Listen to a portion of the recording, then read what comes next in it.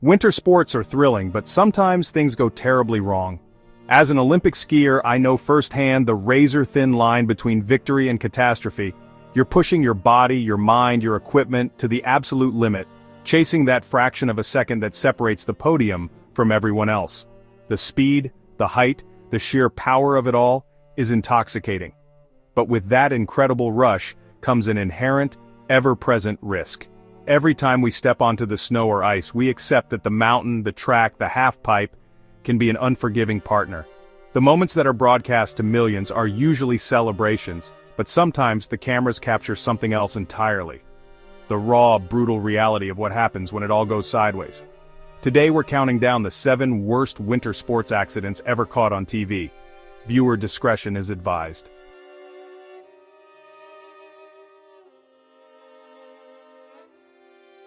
We start our countdown with a moment that became more famous than any victory could have. It's March 21, 1970, in Oberstdorf, West Germany. A young Yugoslavian ski jumper named Vinko Bogatage stands at the top of the in-run. The conditions are worsening, a light snow has started to fall. As Bogatage begins his descent, you can see something isn't right. He's fighting to maintain his balance, his skis wobbling on the slick track. The speed he's generating is immense, over 60 miles per hour, and he's losing control. He tries to abort, to sit back and stop himself, but the momentum is too great. The next few seconds are pure chaos. Instead of launching gracefully, Bogatage veers off the side of the ramp. He doesn't fly, he catapults. His body cartwheels violently through the air. He smashes through the retaining fence, a flimsy barrier that splinters on impact. He tumbles head over heels down the steep landing hill before finally coming to a stop. Medical personnel rush to his side. Miraculously, Vinko Bogatage survived. He suffered a concussion and a broken ankle, but he was alive. ABC's producer Rune Arledge saw something profound in that footage. He paired the clip with the voiceover "The Agony of Defeat" as part of the show's opening sequence. For 28 years, millions saw Bogatage's crash every Saturday. It became the visual embodiment of failure, the universal symbol of everything going wrong. When he learned of his status as the Agony of Defeat guy, he took it with good humor. He attended the 25th anniversary show as a guest of honor, a living testament to sport's most iconic moment. His crash taught viewers that the heart of sports isn't just in winning, but in the striving, the effort, and sometimes in spectacular failure. This next one is incredibly difficult to talk about. It cast a dark shadow over the 2010 Winter Olympics in Vancouver. The Whistler Sliding Center was billed as the fastest and most technically demanding luge track in the world. Nodar Kumaritashvili was a 21-year-old luger from Georgia. It was his first Olympics. On February 12th, just hours before the opening ceremony, he was taking his final training run. Luge is pure nerve. You're lying on your back, feet first, steering with body weight at 90 miles per hour. As Kumaritashvili entered turn 16 at 89.5 miles per hour, he lost control. His sled rode high up the icy wall. The G-forces were too immense. He was flung from his sled and over the wall of the track. His body slammed into an unpadded steel support pole at immense speed. It was brutal and instantaneous. The silence was deafening. Medical teams performed CPR as officials and athletes looked on in horror. Nodar Kumaritashvili was pronounced dead at the hospital shortly after. The Vancouver Olympics began under a cloud of grief. The Georgian team marched wearing black armbands, leaving a space for their fallen teammate. Olympic and Canadian flags were lowered to half-mast. Walls were raised and the starting point moved down to reduce speeds, but for Nodar, it was too late. His death forced global re-evaluation of safety standards in sliding sports. His death was a tragic reminder that in making sports faster and more extreme, protecting athletes can never be forgotten. It was a price no one should pay for an Olympic dream. Sarah Burke was more than a freestyle skier. She was a pioneer who fought to get women's halfpipe skiing in the Olympics. She was the best in the world, a 4-time X Games gold medalist and undisputed queen of her sport. That drive for progression brought her to Park City, Utah on January 10, 2012. It was routine training on a pipe she knew well. The conditions were perfect. She was practicing a flat spin 540, not her most difficult maneuver. According to eyewitnesses, the trick itself was clean. She completed the rotation, but as her skis touched snow, something went wrong. She fell, whipping her head backward. The whiplash ruptured her vertebral artery, causing massive brain bleeding. On the scene, she went into cardiac arrest, but was revived and airlifted. The news sent shockwaves through the action sports community. Sarah was seen as invincible. For days, the world waited and prayed for a miracle. 9 days later, Sarah Burke passed away at age 29. It robbed the world of a beloved athlete on the eve of her sports Olympic debut, an event she championed. The tragedy forced difficult conversations about sport dangers and safety protocols.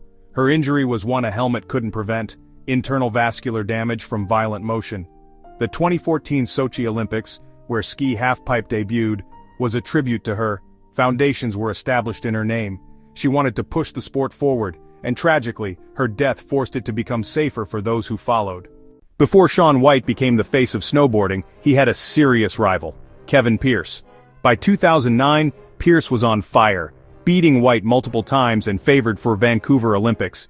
He was at his absolute peak, known for his style and progressive tricks. On December 31, 2009, Kevin was training in Park City, working on a cab double cork 1440. On one attempt, he slightly under-rotated and caught his toe side edge. The impact slammed his head into rock-hard ice. His helmet cracked. He was knocked unconscious instantly, slumping to the bottom of the pipe.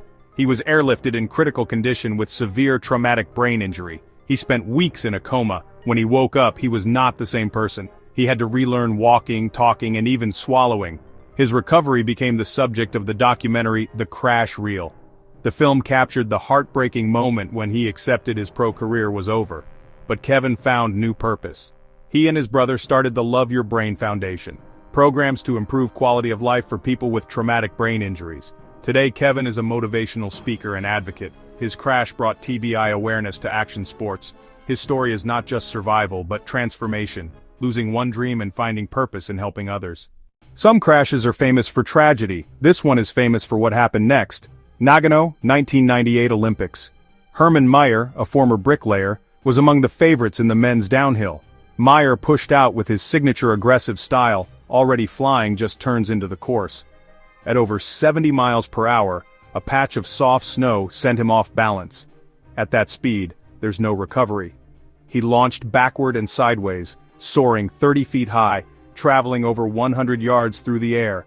His body smashed through 2 layers of B-netting before disappearing into deep snow. Commentators were speechless. It looked like one of the most violent crashes in sport history. Then something unbelievable happened. Herman Meyer emerged from the snowdrift. He stood up, brushed off his suit, gave a slight wave, and walked away with a limp. The world was in shock. How could anyone survive that magnitude of crash? He had some bruises and a sore knee, but was otherwise impossibly okay. But this is Herman Meyer, the Herminator, for a reason. The downhill was postponed, giving him days to recover. Incredibly, 3 days later he clicked back into his skis for the Super G. He flew down with the same fearless aggression and won Olympic gold. Days later in giant slalom he won another gold medal. From disaster to double Olympic champion in a week. It was the stuff of legend, showing he was truly superhuman. The X Games pushes the envelope, but sometimes it pushes back. Winter X Games 2013, Aspen, snowboard big air, athletes launch off a massive ramp performing complex aerial maneuvers. There was an 80-foot gap between kicker and landing. Coming up short was not an option. Trevor, known for his go-for-broke attitude, stood ready for his run. As he dropped in, he realized he wasn't carrying enough speed. Halfway down, he knew he wouldn't make it. Faced with an impossible choice, bail out or commit and pray, he committed. He launched, knowing he was doomed. You can see him realize mid-air he won't clear the gap. Far too low and slow, his body instinctively braces for impact. He crashes into the solid knuckle, the part you're supposed to fly over. The impact was sickening. His snowboard exploded into pieces. His body folded and tumbled violently down the landing hill. Live TV captured it all in brutal detail. The crowd went from roar to horrified gasp. It was one of the heaviest slams ever witnessed at X Games. He lay motionless before slowly moving. Incredibly, he was conscious. Diagnosis: broken ankle, miraculous given the violence of the crash. The clip went viral globally, a shocking reminder of the thin line these athletes walk when you build an 80-foot gap. We've arrived at number 1, the most dangerous downhill ski race in the world, the Hahnenkamm, Kitzbühel, Austria, the Strife course.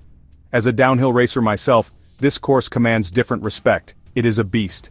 In 2008, it almost claimed American skier Scott McCartney. January 19, 2008. McCartney was having the run of his life, flying down the Strife, attacking every section: Mausfalle, Steelhang, on pace for a podium finish. He approached the Zielsprung, launching skiers at 85 miles per hour. As McCartney hit the jump, he was slightly off balance, leaning too far back.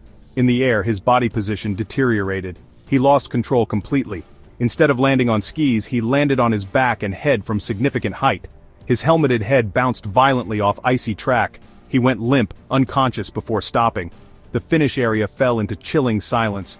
He was unconscious before he stopped moving. Medical teams surrounded him, cutting away helmet and suit. Severe traumatic brain injury. He was intubated and placed in medically induced coma right in the finish area. A helicopter landed on snow. He was airlifted to Innsbruck. For hours, his condition was unknown. The world of ski racing feared the worst. Then another miracle. The next day, Scott McCartney woke up. Doctors were amazed. While he had significant brain contusion, he was awake and responsive. Fueled by unbelievable determination, Scott decided he wanted to race again.